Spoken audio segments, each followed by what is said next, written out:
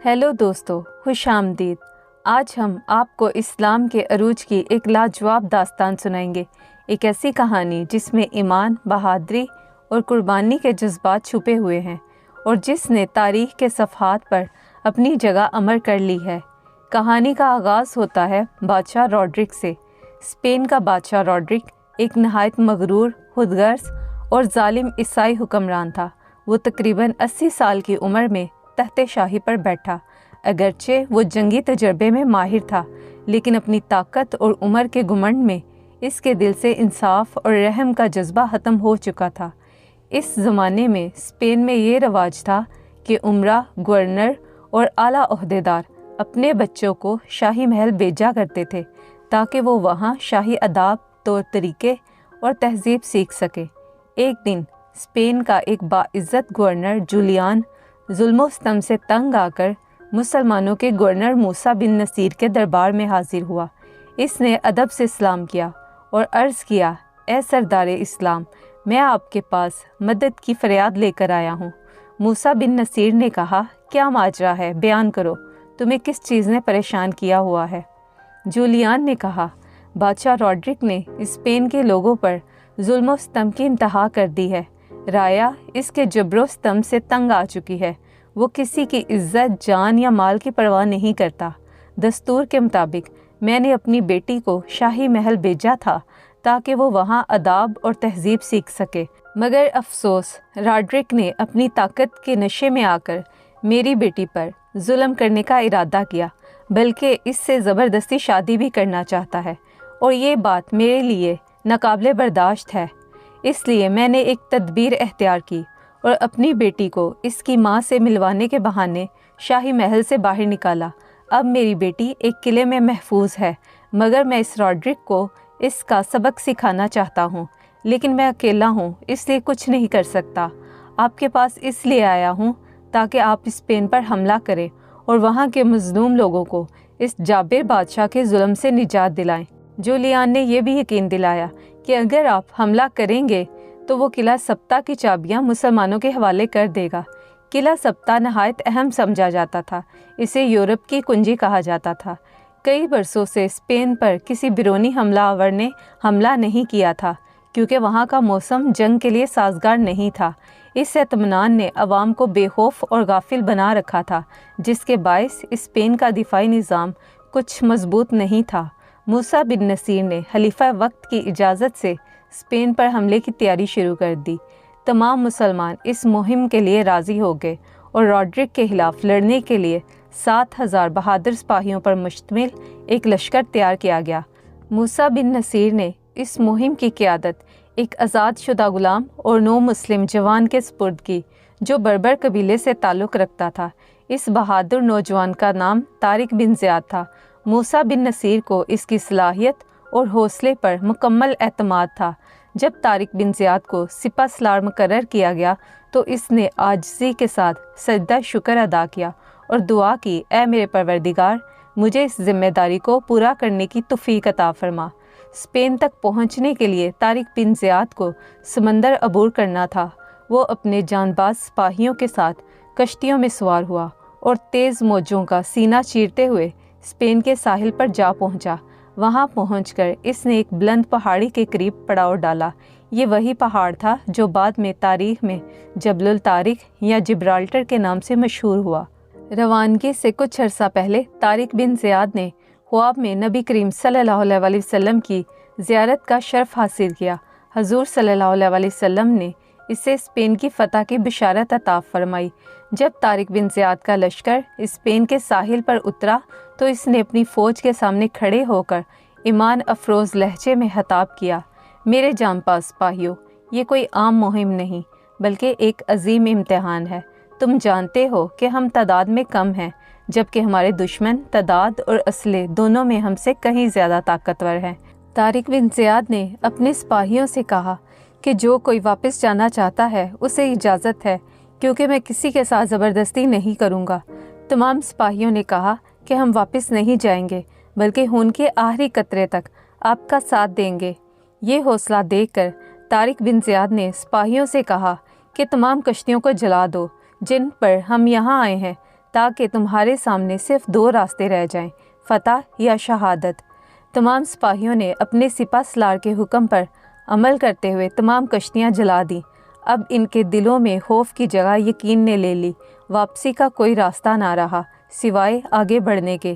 طارق بن زیاد نے پھر اپنے مجاہدوں سے کہا، اے میرے مجاہدوں، تمہارے پیچھے سمندر کی گہرائیاں ہیں اور سامنے دشمن کا لشکر۔ اب بچنے یا پلٹنے کا کوئی راستہ باقی نہیں رہا۔ ہم نے واپسی کے تمام دروازے بند کر دیے ہیں۔ اب ہمارے سامنے صرف 2 راستے ہیں، یا تو ہم فاتح ہوں گے یا شہید۔ دشمن کی تعداد ہم سے زیادہ ہے، لیکن ہمارا ایمان ان سے کہیں زیادہ مضبوط ہے۔ یاد رکھو، کامیابی لشکر کی تعداد سے نہیں بلکہ یقین، عزم اور ایمان سے ملتی ہے۔ اپنے سپہ سالار کے یہ الفاظ سن کر پورے لشکر میں ایک نیا جوش اور ولولہ پیدا ہو گیا۔ ہر سپاہی کے دل میں جذبہ جہاد بڑک اٹھا اور فضا میں نعرہ تکبیر گونجنے لگا۔ کچھ دیر کے بعد طارق بن زیاد اپنے ساتھیوں کے ساتھ ارد گرد کے ماحول کا جائزہ لینے لگا۔ اچانک ایک اجنبی شخص نمودار ہوا۔ اس کے چہرے پر پریشانی کے آثار نمایاں تھے۔ طارق نے اپنے ساتھی مغیث کی طرف دیکھ کر کہا، مغیث، یہ شخص عیسائی لگتا ہے، جا کر معلوم کرو کہ یہ یہاں کیوں آیا ہے۔ مغیث فوراً اس کے پاس گیا، چند لمحے اس کے ساتھ گفتگو کی، پھر اسے طارق بن زیاد کے سامنے لے آیا۔ طارق بن زیاد نے سوالیہ نظروں سے اس کی طرف دیکھا تو اس شخص نے کہا، اے سپہ سالار، اگر آپ میری مدد کریں تو یہ آپ کا میرے پہ بہت بڑا احسان ہوگا۔ طارق بن زیاد نے پوچھا، کیا معاملہ ہے؟ کھل کر بتاؤ۔ وہ شخص بولا، میں ایک عیسائی ہوں، میرا نام امامن ہے۔ ظالم بادشاہ روڈرک کے سپاہیوں نے میری ساری دولت چھین لی ہے اور میری اکلوتی بیٹی کو اغوا کر لیا ہے۔ یہ کہتے ہوئے اس کی آواز بھر آئی اور آنسو اس کے رخساروں پر بہنے لگے۔ طارق بن زیاد نے اس کے کندھوں پر ہاتھ رکھا اور کہا، غم نہ کرو، ہم تمہاری بیٹی کو ان ظالموں کے چنگل سے ضرور آزاد کرائیں گے۔ امامن نے کہا، ہمارا بادشاہ روڈرک حد سے زیادہ ظالم اور خود غرض ہے۔ لوگ اس کے ظلم و ستم سے تنگ آ چکے ہیں۔ وہ نوجوان لڑکیوں کو اغوا کرواتا ہے اور عوام کے مال و دولت پر زبردستی قبضہ کر لیتا ہے۔ پھر اس نے کہا، میں نے خواب میں ایک بزرگ کو دیکھا تھا جنہوں نے مجھے کہا تھا کہ پریشان نہ ہو، تمہاری بیٹی کو نجات دلانے والے اس ملک میں پہنچ چکے ہیں۔ تمہیں وہ اسپین کے ساحل پر ملیں گے اور وہ مسلمان ہوں گے۔ اسی امید پر میں آپ کے پاس آیا ہوں۔ طارق بن زیاد نے امامن کی طرف متوجہ ہو کر کہا، کیا تمہیں معلوم ہے کہ تمہاری بیٹی کو عیسائی کہاں لے کر گئے ہیں؟ امامن نے کہا، میں نے ایک عیسائی سے پوچھا تھا اور اس نے بتایا کہ میری بیٹی کو بادشاہ روڈرک کے سپہ سالار تدمیر کے پاس لے جایا جا رہا ہے۔ طارق بن زیاد نے پوچھا، کیا تمہیں علم ہے کہ تدمیر اس وقت کہاں ہوگا؟ امامن نے کہا، وہ یہاں سے چند میل کے فاصلے پر اپنے لشکر کے ساتھ خیمہ زن ہے۔ یہ سن کر طارق بن زیاد نے اپنے سپاہیوں کی طرف دیکھا اور کہا، آج رات ہم یہیں قیام کریں گے اور صبح فجر کی نماز کے بعد تدمیر کے لشکر پر حملہ کریں گے۔ انشاءاللہ ہم اس مظلوم باپ کو اس کی بیٹی کے ساتھ ضرور ملوائیں گے۔ سپاہیوں نے اپنے سپہ سالار کے فیصلے پر لبیک کہا۔ رات بھر اسلامی لشکر نے ساحل پر قیام کیا۔ رات کے آخری پہر میں انہوں نے تہجد کی نماز ادا کی اور پھر صبح ہوئی تو فجر کی نماز کے بعد پورا لشکر ہاتھ اٹھا کر اللہ تعالیٰ سے فتح کی دعا کرنے لگا۔ امامن مسلمانوں کے اتحاد اور عبادت کے طریقے سے بہت متاثر ہوا۔ فجر کی نماز سے فراغت کے بعد اسلامی لشکر نے کھجوروں کے ساتھ ناشتہ کیا۔ پھر طارق بن زیاد کی قیادت میں عزم اور ایمان کے ساتھ تدمیر کی جانب پیش قدمی شروع کر دی۔ تدمیر ایک نہایت تجربہ کار اور مکار سپہ سالار تھا۔ مسلمانوں کی آمد کی اطلاع ملتے ہی اس نے اپنی فوج کو چکنا کر دیا اور جنگ کے لیے محاذ سنبھال لیا۔ کچھ ہی دیر میں دونوں لشکر میدان جنگ میں ایک دوسرے کے سامنے صف بستہ ہو گئے۔ عیسائی فوج تعداد میں کہیں زیادہ تھی۔ ان کے سپاہی گھوڑوں پر سوار تھے، لوہوں کی زروں میں لپٹے اور جدید ہتھیاروں سے مسلح تھے۔ دوسری طرف مسلمان سپاہی تعداد میں کم اور زیادہ تر پیدل تھے، مگر ان کے دل ایمان سے بھرے ہوئے تھے اور ان کی نگاہیں اللہ کی نصرت پر جمی ہوئی تھیں۔ تدمیر نے تکبر سے مسلمان سپاہیوں کی طرف دیکھا اور مذاق اڑایا اور دل میں سوچا کہ یہ چند مسلمان سپاہی ہمارے مقابلے میں کچھ بھی نہیں، انہیں شکست دینا لمحوں کا کام ہے۔ لیکن جلد ہی اس کا سارا غرور خاک میں مل گیا۔ جب مسلمانوں کے ماہر تیر اندازوں اور نیزہ بازوں نے عیسائی فوج پر بجلی بن کر حملہ کیا تو میدان جنگ میں چیخو پکار مچ گئی۔ مسلمان سپاہی بے خوفی اور دلیری سے لڑتے گئے اور دشمن کے ایک کے بعد ایک سپاہی کو جہنم واصل کرتے گئے۔ طارق بن زیاد خود سب سے آگے تھے۔ وہ نہ صرف اپنے سپاہیوں کا حوصلہ بڑھا رہے تھے بلکہ دشمن کے کئی نامی گرامی جنگجوؤں کو اپنے ہاتھوں سے ختم کر رہے تھے۔ ان کی بہادری دیکھ کر پورا لشکر جوش ایمان سے بھر گیا۔ جب تدمیر کو یقین ہو گیا کہ شکست یقینی ہے تو وہ بزدلوں کی طرح میدان جنگ چھوڑ کر بھاگ نکلا۔ اپنے سپہ سالار کو بھاگتے دیکھ کر اس کے بہت سے سپاہی بھی جان بچانے کے لیے پیچھے ہٹ گئے۔ مسلمان ان کا پیچھا کرتے رہے اور درجنوں دشمنوں کو مار گرایا۔ اس جنگ میں تقریباً 1100 عیسائی سپاہی ہلاک ہوئے جبکہ صرف 19 مسلمان جام شہادت نوش کر گئے۔ امامن نے مسلمانوں کی بہادری اور ان کے عزم کو اپنی آنکھوں سے دیکھا۔ وہ ایک مسلمان سپاہی کے ہمراہ اپنی اغوا شدہ بیٹی کی تلاش میں روانہ ہو گیا۔ عیسائی فوج کے خیموں کے درمیان امامن کو آخرکار اپنی بیٹی نظر آئی جو رسیوں سے بندھی زمین پر بیٹھی تھی۔ مسلمان سپاہی نے تیزی سے آگے بڑھ کر خنجر سے اس کی رسیاں کاٹ دیں اور لڑکی کو آزاد کرا لیا۔ اسی لمحے خیمے کے اندر سے تدمیر نمودار ہوا۔ اس نے فوراً لڑکی کو اپنی گرفت میں لے لیا اور گھوڑے پر سوار ہو کر بادشاہ روڈرک کی جانب بھاگ نکلا۔ چونکہ امامن اور سپاہی پیدل تھے اس لیے وہ چاہ کر بھی اس کا پیچھا نہ کر سکے۔ یہ لڑائی ختم ہوئی تو عیسائی لشکر پر مسلمانوں کا ایک خوف طاری ہو گیا۔ وہ حیران تھے کہ کس طرح چند مسلمانوں نے اتنی بڑی فوج کو شکست دے دی۔ تدمیر بھاگ کر بادشاہ روڈرک کے پاس جا پہنچا اور اسے اسلامی لشکر کے بارے میں بتایا۔ جب بادشاہ روڈرک کو تدمیر کی شکست کا پتہ چلا تو وہ غصے سے لال پیلا ہو گیا۔ اس نے مسلمانوں کا مقابلہ کرنے کے لیے ایک بہت بڑا لشکر اکٹھا کیا، تقریباً 1 لاکھ سپاہیوں پر مشتمل۔ اس کے مقابلے میں موسیٰ بن نصیر نے مسلمانوں کی مدد کے لیے مزید 5000 فوجی بھیج دیے، مگر مسلمانوں کو ہتھیاروں اور ساز و سامان کی کمی کا سامنا تھا۔ ان کے پاس جو قوت تھی وہ صرف ایمان، قربانی اور جہاد کا جوش تھا۔ یہی چیز میدان جنگ میں فرق ڈالنے والی تھی۔ جب دونوں لشکر میدان جنگ میں آ گئے تو طارق بن زیاد نے اللہ سے مدد کی دعا کی اور اپنے سپاہیوں سے کہا، اے بہادر سپاہیوں، تم اس عظیم امت کے وارث ہو جس نے غزوہ بدر اور غزوہ حنین میں اللہ کی مدد سے کفر کے لشکروں کو پاش پاش کر دیا تھا۔ آج تمہارے سامنے وہی آزمائش ہے۔ دشمن پر ٹوٹ پڑو کیونکہ اب تمہارے مقدر میں یا تو شہادت لکھی ہے یا فتح۔ طارق بن زیاد نے اپنی تقریر میں کئی قرآنی آیات کا حوالہ دیا جنہوں نے سپاہیوں کے دلوں میں ایمان کی چنگاری بھڑکا دی۔